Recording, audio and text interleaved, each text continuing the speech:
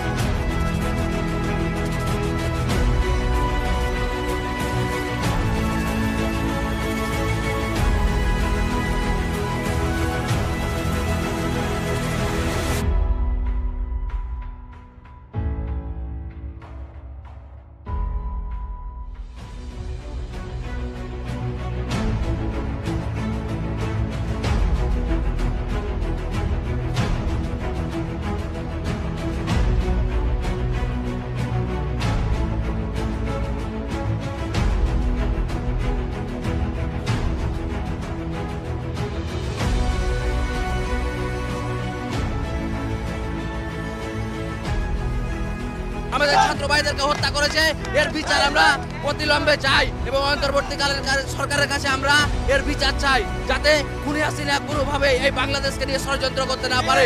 আপনারা দেখেছেন বাংলাদেশে 5ই আগস্ট স্বৈরাচার খুনি হাসিনা তার মুদির কাছে গেছে গা।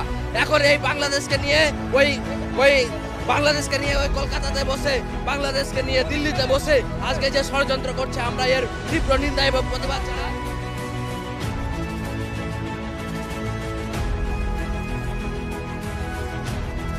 বৈষম্য বিরোধী ছাত্র আন্দোলনের মাধ্যমে এই জাতি আন্দোলন করা শিখে গেছে।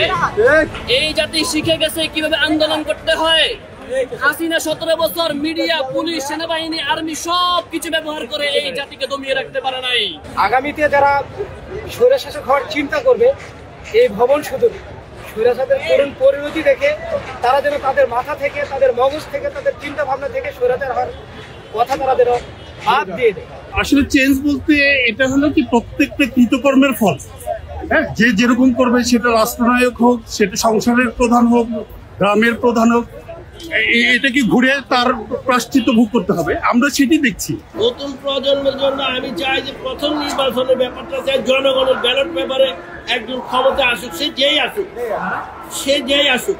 দ্বিতীয়ত আমি চাই যে এই দেশে যাতে এরকমটা দেখে তার শিক্ষা হয়, সে এই দেশে বিশেষ করে চোর, বিশেষ করে চিন্তাকারী, সরকারি চাঁদাবাজি, টেন্ডারবাজি এগুলো দমানোর জন্য ব্যবস্থা নেয়।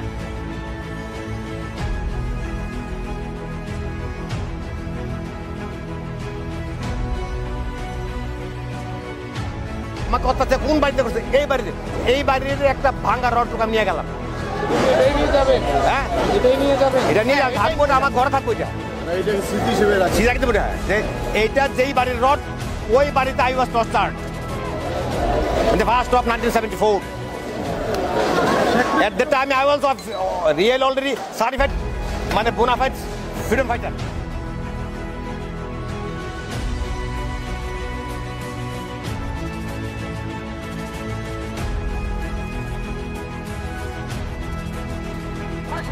Party side, check out in our party side.